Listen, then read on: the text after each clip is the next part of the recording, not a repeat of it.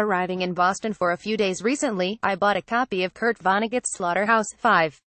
Although born in Indiana, Vonnegut was a sort of Bostonian, having spent many years on Cape Cod. I thought his anti-war classic would be a good book to read while there. But there were too many distractions to do much reading. For one thing, I discovered that my visit coincided with the annual head of the Charles Regatta, an extraordinary event that takes over Boston for 2 days. In participation levels, it's like the Dublin City Marathon on water, albeit the course is only 3 miles long. More than 10,000 compete, in 2,000 boats, although not all at the same time, obviously. There are multiple races, for all ages and abilities. So as its co-founder Darcy McMahon has explained, the event attracts everyone from Olympic champions to complete neophytes. Part of its appeal is that, since boats start individually, 15 seconds apart, the incompetent are spared embarrassment. Thousands watch from the banks and bridges but, as McMahon added, nobody can tell whether you're way behind. They can tell if you capsize your boat, of course. And this had happened to 4 women I eavesdropped on in a restaurant later. But they clearly hadn't been embarrassed, they just righted the boat and carried on. Nor were they neophytes. As I also learned from their conversation, they were all in their 60s. In another happy coincidence, I discovered my hotel was just around the corner from the house where JFK was born, a century ago last May. Number 83 Beale Street is a surprisingly modest property. But then, Joe Kennedy SNR was only passing through.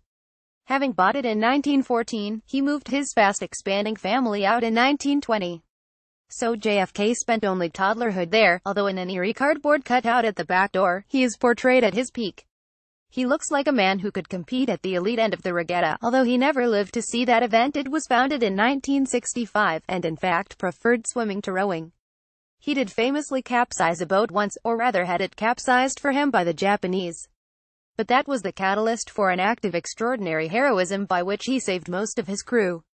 Among other things, he swam 3.5 miles, longer than the regatta course, in dangerous waters, while towing a badly burned comrade, another McMahon, via a life jacket belt gripped between his teeth.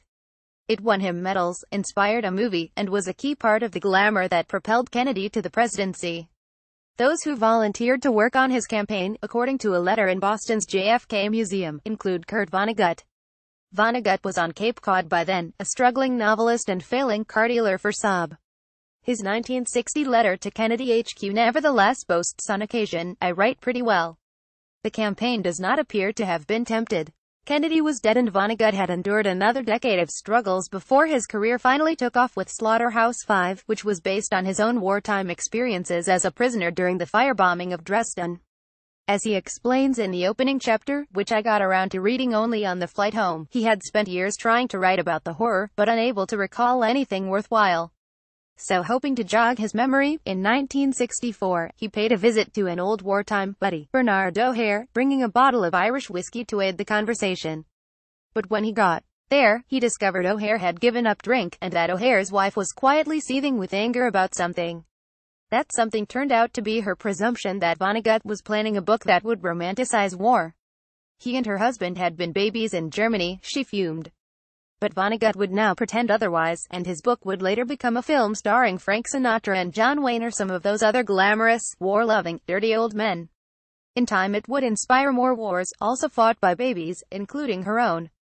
So Vonnegut assured her it wouldn't be that kind of book. And it wasn't. When it came out in 1969, Mary O'Hare was one of 2 people, the other a German soldier, to whom it was dedicated. And it was an immediate critical and commercial success, read eagerly by a public weary of the Vietnam War, the American contribution to which had begun in earnest under JFK.